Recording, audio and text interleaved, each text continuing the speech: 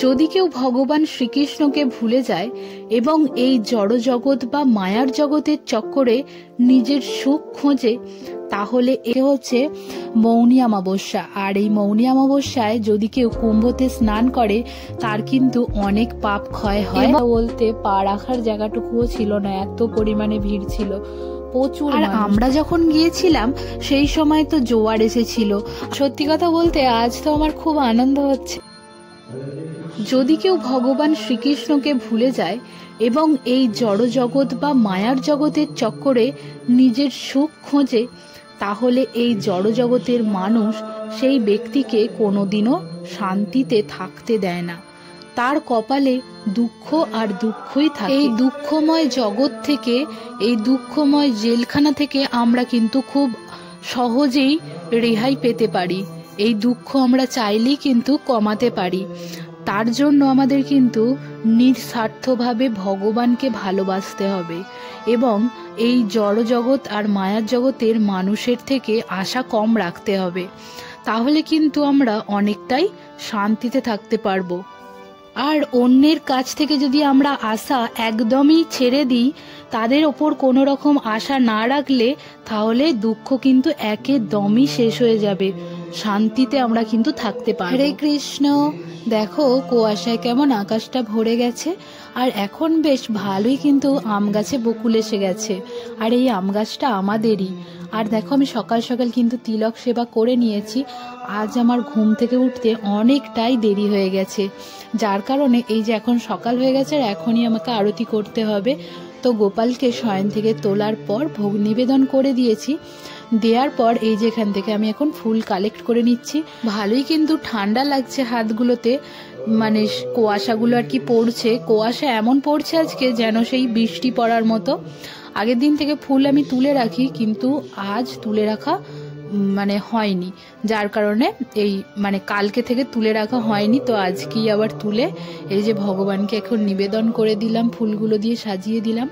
আর গোপালকে এখনো কিন্তু স্নান আমি করাইনি, কারণ এখন প্রচণ্ড ঠান্ডা আর গরম জলও করা হয়নি। ভাবলাম একটু যদি বেলার দিকে রোদ বেরোয় তখনই আমার মাকে বলবো একবার স্নান করিয়ে দিই। কেন বলছি মা স্নান করিয়ে দেবে গোপালকে, কারণ আমি তো থাকবো না বাড়িতে, আমি যাব গঙ্গা স্নান করতে আজ। আর আজকে কি বলতো, আজকে হচ্ছে মৌনী অমাবস্যা। আর এই মৌনী অমাবস্যায় যদি কেউ কুম্ভতে স্নান করে তার কিন্তু অনেক পাপ ক্ষয় হয় এবং অনেক পূর্ণ অর্জন হয়।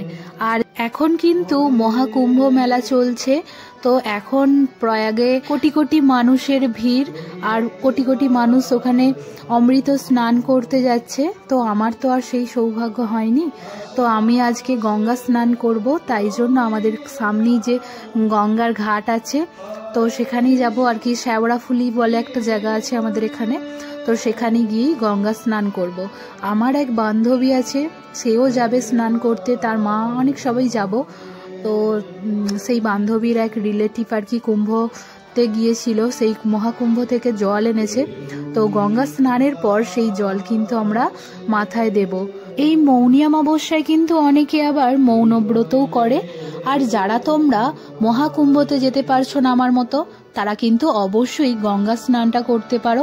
আর গঙ্গা স্নান যদি নাও করতে পারা যায়, মানে গঙ্গা স্নানেতেও যদি না যাওয়া যায়, তাহলে বাড়িতেই যে নর্মাল জলে আমরা স্নান করি, সে তাতে গঙ্গা জল দিয়ে 7 বার গঙ্গা গঙ্গা বলেও স্নান করা যায়। তো প্রাতঃকালে স্নানটা করে নিতে হবে, এতেও কিন্তু অনেক ফল পাওয়া যায়। সত্যি কথা বলতে আজ তো আমার খুব আনন্দ হচ্ছে, কারণ অনেক দিন পর আমি গঙ্গা স্নান করতে যাব। তো আনন্দ তো হবেই, অনেক দিন পর যাচ্ছি। আর আজকে তো অনেকগুলো তিথি একসঙ্গে আছে, মানে খুব ভালো একটা দিন। আর আমি এখন আরতিটা করে নিলাম, করে নেওয়ার পর একটু জপ করে নিচ্ছি, কারণ সারা দিনের ব্যাপার আছে। তো জপ সেরকমভাবে হয়তো হবে না, হ্যাঁ গঙ্গার ঘাটে গিয়ে করব, কিন্তু তবুও একটু জপ আগিয়ে রাখছি। আজ যত বেশি জপ করা যায়, ভগবানের গ্রন্থ অধ্যয়ন করা যায়, ততই ভালো। তো তাই জন্য যতটা পারা যায় ভগবানের দিকে মনটাকে রাখা দরকার, মানে এটা প্রতিদিনের জন্যই। তো জপটা করার পর মানে আমার মা দেখছি আবার ধুনো নিয়ে আসছে, তো ধুনো নিয়ে আসছে আর কি। আর দুটো ওই যে ধুতরা ফুল হয়েছে শিবকে দেওয়ার জন্য, তো শিবজিকে ধুতরা ফুল দিলাম আর একটু ধুনো দেখিয়ে দিলাম। আর তারপর আমি তাড়াতাড়ি করে ছাদে গেলাম, দেখছিলাম যে কুয়াশা কমছে কিনা। তো কুয়াশা কিন্তু কমছে না, আর আমাদের এখন ট্রেনের টাইম প্রায় হয়েই গেছে। কুয়াশা কমার তো কোনো নাম নেই, এই অবস্থাতেই যাব গঙ্গায়। তো জল তো খুব ঠান্ডা হবে। আর আমি এখন দেখো বেরিয়ে পড়েছি, আর এখন আমি আমার সাইকেলটাকে যে সাইকেল গ্যারেজে রেখে দিই। সাইকেল গ্যারেজে রাখার পর স্টেশনে এলাম। তো স্টেশনে এসে একটুখানি বসলাম, কারণ সবাই আসবে, সব একসঙ্গেই চাপবো। তো আমি এখানটায় ওয়েট করছিলাম। আর আমার সামনে দেখো একটা ষাঁড় শুয়ে আছে। আমাদের এখানে প্রচণ্ড পরিমাণে ষাঁড় আছে। তো দেখো এখানে কিন্তু ষাঁড় শুয়ে আছে, আর এখন এই ট্রেনটা দাঁড়িয়ে আছে। তারপর ট্রেন এলো, আর আসার পর ট্রেনেতে উঠে পড়লাম। আরও সবাই আসছে, আমি তাদের জন্য যে পাশে এখানে জায়গা রেখেছি। এখন কিন্তু শেওড়াফুলি স্টেশনে আমরা নেমে পড়েছি, আর নেমে হেঁটে হেঁটে যাচ্ছি গঙ্গার ঘাটে। তো গঙ্গার ঘাটে যেতে মানে এত ভিড় রাস্তায় কি বলবো। তো অনেক মানুষই কিন্তু ঘাটেতে স্নান করতে এসেছে আজকে। আর ঘাটে মানে সত্যি কথা বলতে পা রাখার জায়গাটুকুও ছিল না, এত পরিমাণে ভিড় ছিল প্রচুর। আর আমরা যখন গিয়েছিলাম সেই সময় তো জোয়ার এসেছিল, আর জোয়ারের জন্য জলটা পুরো নোংরা হয়ে গিয়েছিল চারিদিক থেকে, মানে একটা সাইড থেকে আর কি নোংরা ভেসে আসছিল। তো একটুখানি নোংরাটা কমে যাওয়ার পর আমরা স্নানেতে যাচ্ছিলাম। আর দেখো আমি এখানে কিন্তু বেশি ভিডিও করতে পারবো না, কারণ এখানে সবাই স্নান করছে এবং তাদের ড্রেস চেঞ্জ করছে, তো এগুলো আমি কিছুই দেখাতে পারবো না। তো আমিও স্নান করে উঠে পড়লাম। আর উঠে পড়ার পর এই দেখো এখানে কিন্তু একটা সোজাসুজি ঘাটে সোজাসুজি একটা কালী মন্দির আছে। তো মন্দিরের দিকে যাব, চলো তোমাদেরকে একটু মন্দিরটা দেখিয়ে আনি। আর অনেকটাই যেহেতু বেলা হয়ে গিয়েছিল, মন্দিরের গেট কিন্তু বন্ধ হয়ে গিয়েছিল। কালী মায়ের মন্দির, আর কিন্তু মন্দিরের বাইরেও পুজো দেওয়া যাচ্ছিল, তো অনেকেই কিন্তু পুজো দিচ্ছিল। আর আমরা গেলাম, আর এখানে মা কালীকে প্রণাম করলাম। প্রণাম করে একটু চারপাশটা ঘুরে ঘুরে দেখছিলাম মন্দিরের। তো এখানে কিন্তু অনেক কিছুর দোকান আছে, অনেক দোকান আছে। হাটের কাছে কিন্তু শিবজির মন্দির আছে, তো সেই শিবজিকে আমরা পুজো করলাম। পুজো করার পর আমরা কিন্তু এই কালী মায়ের মন্দিরে এসেছি। আর সেই ভিডিও আর কি করা হয়নি, ভিডিও করাই হচ্ছিল না, কারণ মানে এত তাড়াহুড়ো করছিলাম যার কারণে ভিডিও করা হচ্ছিল না।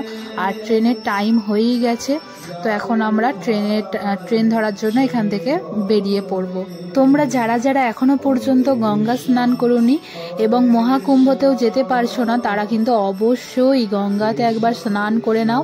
মৌনী অমাবস্যাতেও যদি স্নান করা না হয়ে থাকে, তাহলে অবশ্যই মহাশিবরাত্রি পর্যন্ত কিন্তু এই ভালো সময়টা থাকবে।